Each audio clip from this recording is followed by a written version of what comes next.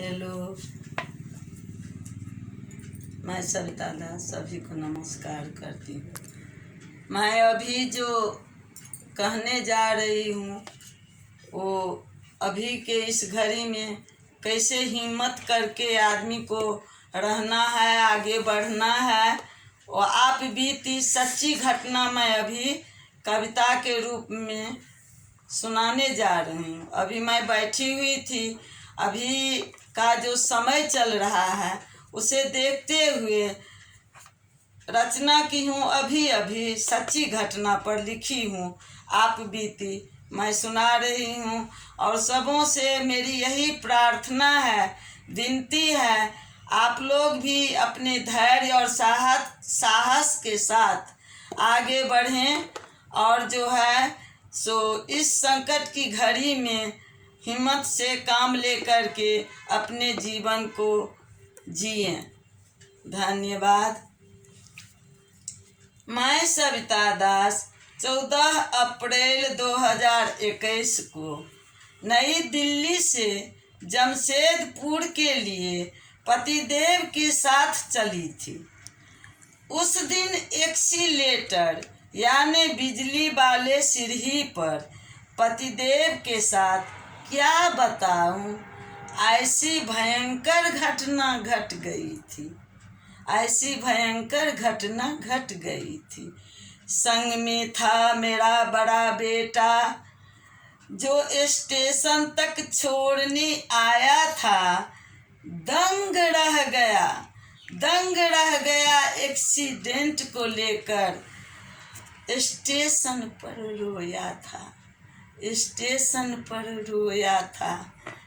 चोट पतिदेव जी को ऐसी लगी थी, पतिदेव जी कुछ भी समझ नहीं पाए।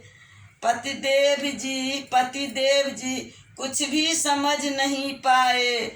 किंतु मैं और मेरा बड़ा बेटा 2 घंटे तक तात्कालिक उपचार कर पतिदेव जी को होश में ले आए। पतिदेव जी को होश में ले आए। दिया न कोई साथ स्टेशन पर, मुझे माँ भगवती पर भरोसा था। मन में था विश्वास मुझे, साहस नहीं है मुझे छोड़ना। किसी तरह बोले पतिदेव जी, मैं दिल्ली नहीं लौटूंगा, मुझे ले चलिए जमशेदपुर में, मैं वहीं अब जाऊंगा। किसी तरह पुरुषोत्तम ट्रेन में बेटा अपने पापा को चढ़ा पाया। नहीं था बेटा का रिजर्वेशन जो साथ में पापा के साथ में आ जाता। नहीं था बेटा का रिजर्वेशन जो वो अपने पापा के साथ में आ जाता। मैं बोली अपने बेटा से चिंता की कोई बात नहीं, हिम्मत है तेरी माँ में इतनी, तेरी माँ नहीं घबराती। ऊपर वाले पर रखो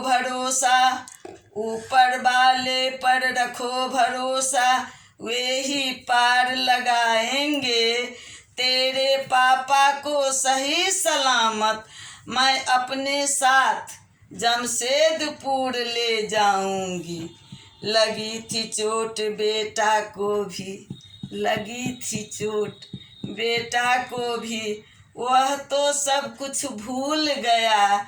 सिर्फ अपनी माँ पापा का ख्याल कर स्टेशन पर बहुत रोया। मैं अकेली बूढ़ी नारी फिर भी हिम्मत नहीं हारी।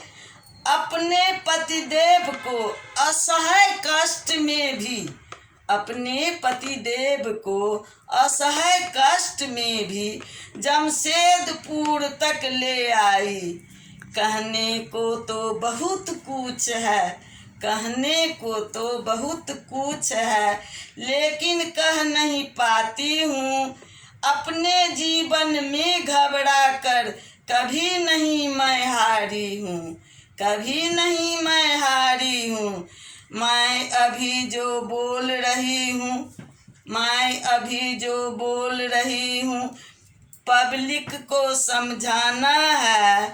समय विकट हो कैसा भी तो, समय विकट हो कैसा भी तो, कभी नहीं घबराना है, कभी नहीं घबराना है, कभी नहीं घबराना है।